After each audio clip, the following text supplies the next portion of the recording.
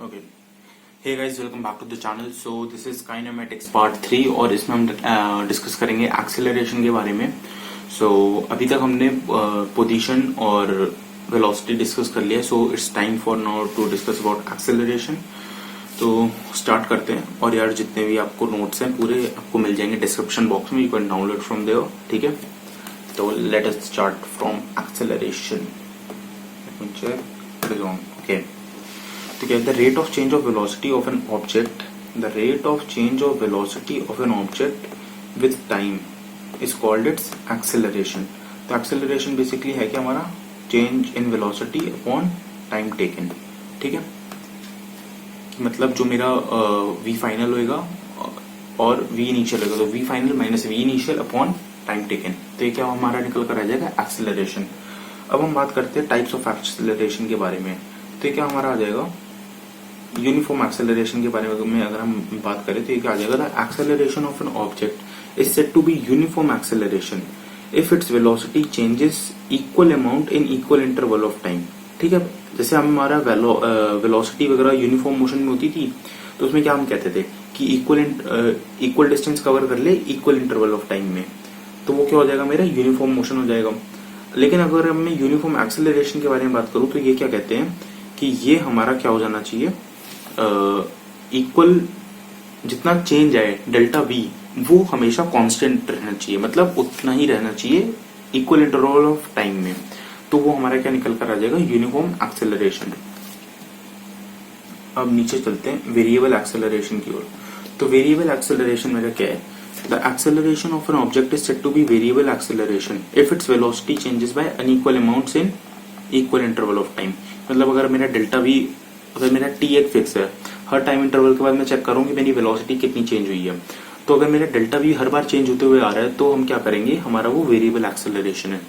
ठीक है, अब देखिए एवरेज एक्सेलरेशन, ये क्या है, average acceleration it is defined as the ratio of total change in velocity of the object total time taken.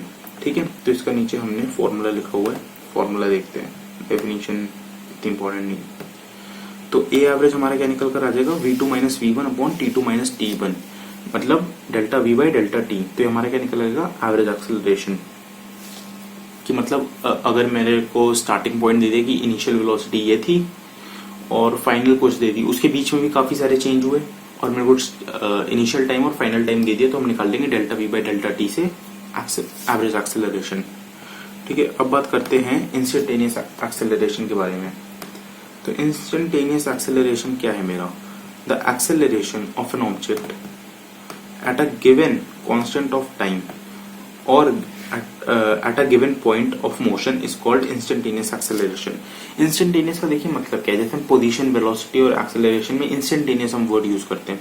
इसका मतलब है कि अगर कोई बॉडी जा रही है तो अगर मैं किसी भी पॉइंट पे उसको रोक दूं, एकदम मतलब इसी पॉइंट पे रोका, तो मेरे को इसी पॉइंट का एक्सेलरेशन पता लगाना है इसका क्या है, तो एक बहुत छोटा टाइम इंटरवल होगा अगर हम निकालें तो वही है मेरा इंस्टेंटेनियस एक्सेलरेशन। देखिए आप, a is equal to limit delta t tends to zero, मतलब डेल्टा टी मेरा बहुत स्मॉल है, बहुत ज्यादा स्मॉल है।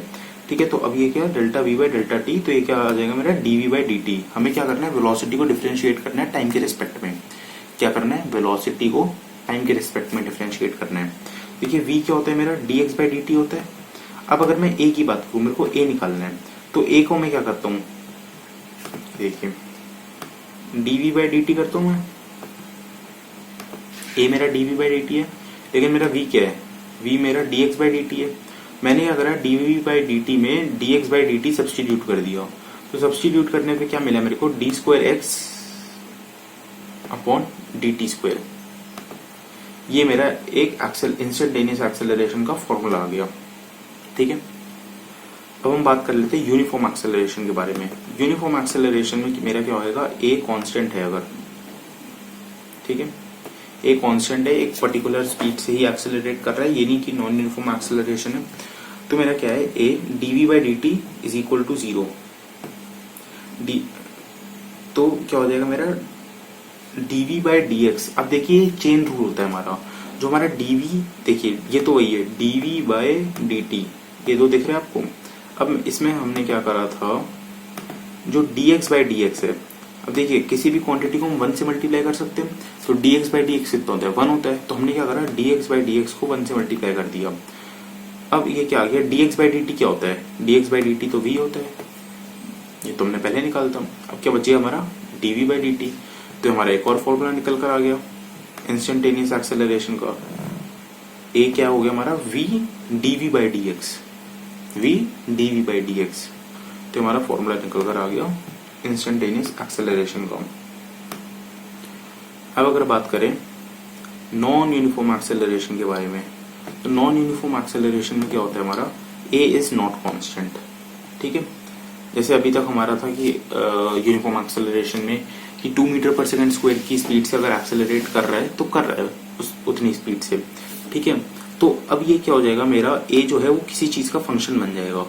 a is a function of time और a is a function of position और a is a function of velocity, कि मतलब इतनी वेलोसिटी पे मेरा इतना एक्सेलरेशन होएगा कि t इक्वल्स 1 पे कुछ एक्सेलरेशन होएगा, कि फॉर सपोज मैं एक्सेलरेशन दे दूं t स्क्वायर माइनस 9, तो ठीक है, तो अब अगर मैं 3 सेकंड्स पे बात करूं तो क्या हो जाएगा 9 माइनस 9, तो 3 सेकंड पे मेरा एक्सेलरेशन 0 होएगा। लेकिन अगर मैं 4 सेकंड पे बात करूं तो 4 सेकंड पे क्या आ जाएगा 4 स्क्वायर माइनस 9, तो क्या हो जाएगा 16 माइनस 9 7।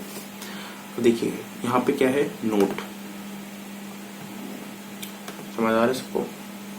ठीक है, ग्रेट।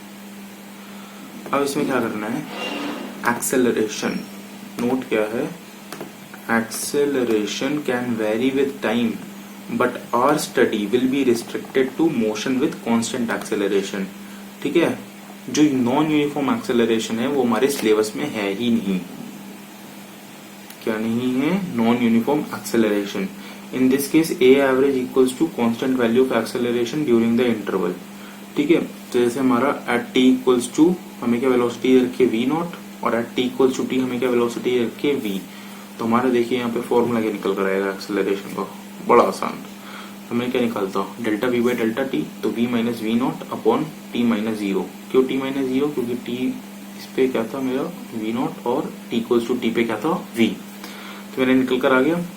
अब मेरा टी इधर जाएगा और इसको मैंने इक्वेशन बनी तो क्या बन गया मेरा v equals to v naught plus a t. ये क्या है हमारी, ये इक्वेशन कौन सी है? सॉरी गंदा बन गया, एक सेकेंड। हाँ क्यों नहीं गया? ऑलराइट, ठीक है।